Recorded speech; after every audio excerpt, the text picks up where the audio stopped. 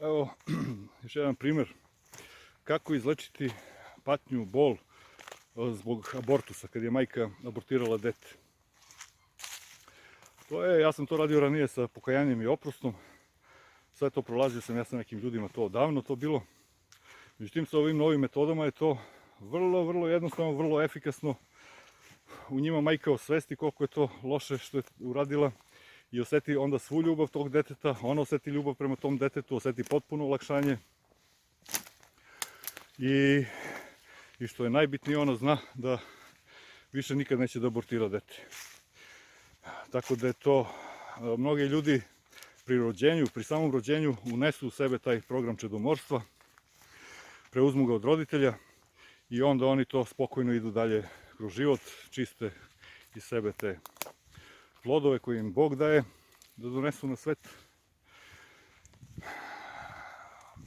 Ali to ih tera u veliku patnju. Možda oni toga nisu svesni, ali je to velika patnja. Sad, kažu kad se čovjek pokaje, sve se leči. Dakle, ovo što ćemo da odradimo, to je oblik pokajanja. Sve ovo što ja pričam je oblik pokajanja. Čovjek dođe do razumevanja, pokaje se i oprosti sebi i razrešava u svojoj svesti, reprogramira podsvest ili kako god, reprogramira sećanje i razrešava u svojoj svesti to što je imao. Dakle, šta se uradi? Žena zamisli tu svoju bebu koju je abortirala, njenu dušu, kako god, ispred sebe, zamisli sebe pored nje i onda gleda tu sliku. I onda vežbica ova prva, stepenice duše ka nebesima, prolazimo kroz sva osjećanja koje tu postoje. Dakle, kako se osjeća beba što je majka abortirala dete? Beba se osjeća očajno, recimo. Mnogo tužno, šta znam šta može biti tu. Dobro, kako se osjeća majka što se dete osjeća mnogo tužno? I majka se osjeća, ona ide očajna što je to uradila. Dobro, kako se beba osjeća što je majka očajna što je to uradila? Beba može da je teši. Kaže, dobro, nisi znala bolje. Radila si najbolje što znaš. Dobro, kako se majka osjeća što beba je pruža utehu? I tako dalje. Pogledajte kome nije to sve jasno. Pogledajte stepenice duše ka nebesima da bi razumeli tu tehniku do kraja. Korak po korak prolazimo sva ta osjećanja i isplivavamo u jednom momentu iz negativnih osjećanja i dolazimo u pozitivno. Odjedanput se i beba i majka nešto raduju, vole. Osjeća majka onda veliku ljubav od deteta, dete od nje. I sve se to onda dovodi u spokoj.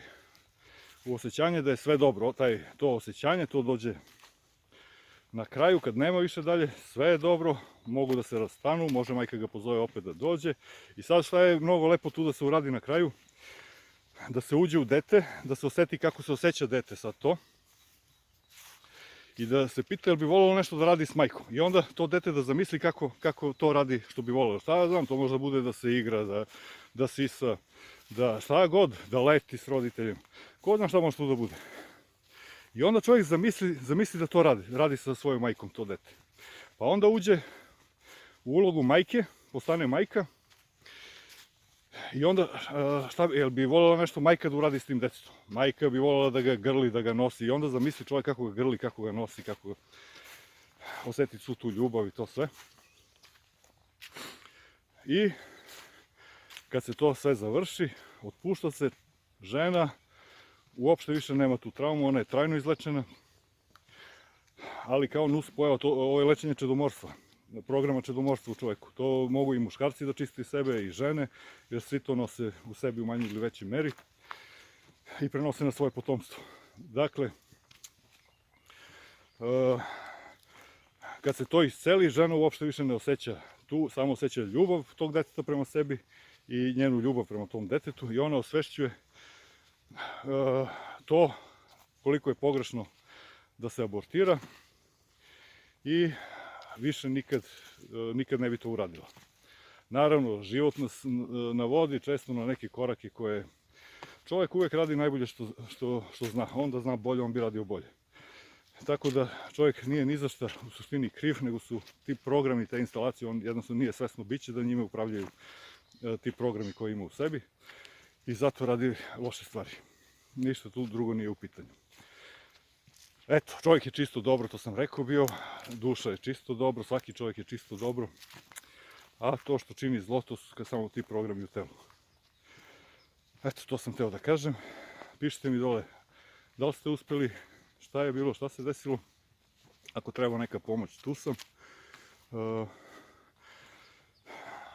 Sve vas voli i ljubi vaš Drvić Šumadinac. Neka vam se desi nešto mnogo lepo, nešto čarobno, nešto božanstveno, nešto spektakularno lepo, eto tako. Neka vam se to desi. Pa se čujemo u nekom drugom videu. Ajde, čao.